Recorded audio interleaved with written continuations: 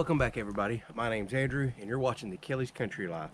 So this is an episode I've been waiting on for a while. I've been back and forth on when to plant, waiting on Mother Nature. I think I'm gonna go ahead and take a risk and plant a little early this year, because typically we usually have one more frost right before April, around Easter time. And I've just been back and forth with what I want to do, but we have so many 70 and 80 degree days right now. I could really be getting a big jump on planting. So today, that's what it's all about. We're gonna clean this garden out and we're gonna start planting. I'm gonna show y'all what we're gonna plant, how we plant it in these beds, and we're gonna get to work right now. There is a lot to do. Thanks for watching.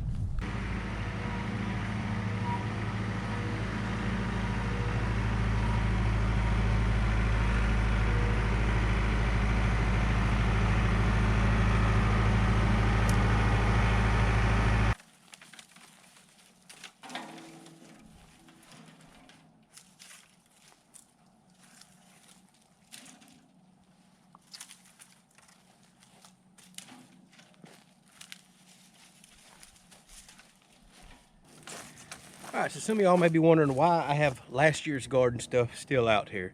And the main reason is because I like to let it die off, so when I pull it up, it doesn't pull up all my compost and soil with it. So it's that much less I have to add back. I tried pulling these big okra plants up last year. It was pulling tremendous amounts of soil up with it because it had green roots. So I have found it best to just let it die off completely and get it right before spring when you're going to plant again.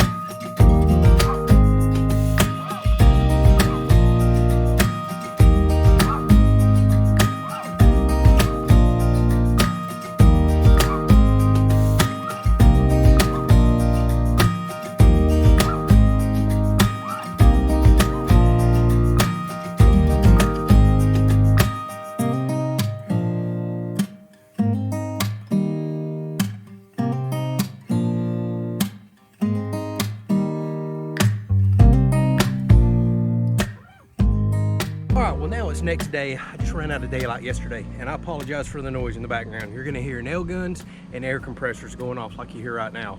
That is the sound of progress on our house, so I'm not gonna sit there and apologize for it too much. I need them to keep working. We'll do the best we can here.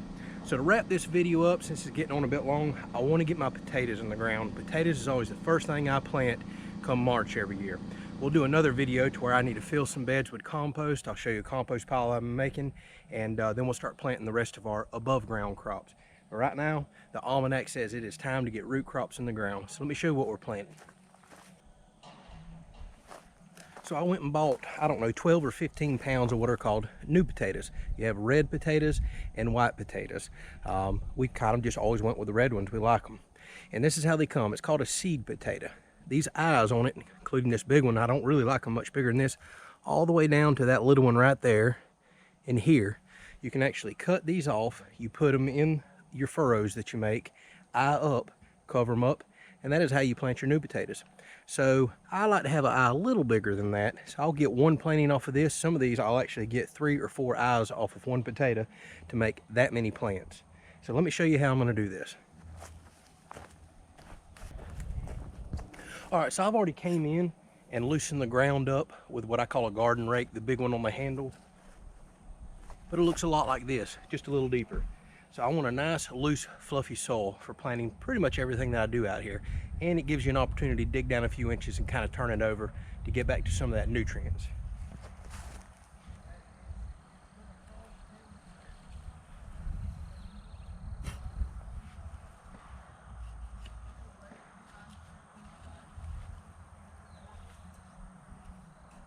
All right, potatoes definitely like the room, because keep in mind, one little potato eye is going to make a bunch of potatoes on the bottom. So I'll dig me a furrow 3 or so inches deep like this, lay my potato cuttings in. I'll probably only do 3 potatoes plants across here, just because I want to give them plenty of room to mound out.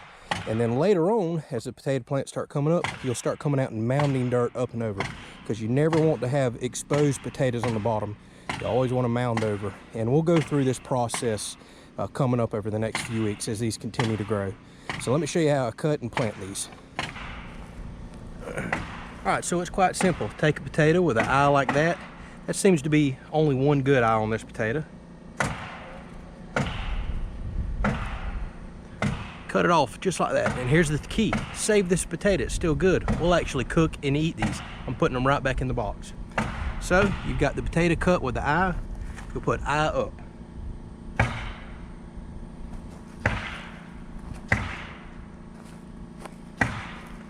Now see, this one technically I can get 2 plants off of. That's one good eye. And I'm left with another one here.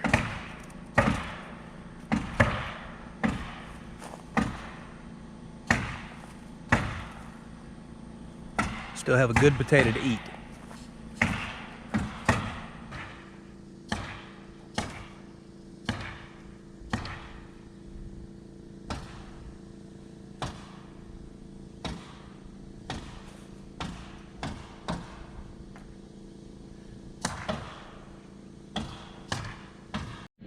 All right, so here's my layout. I just made some furrows, probably 2 to 3 inches deep.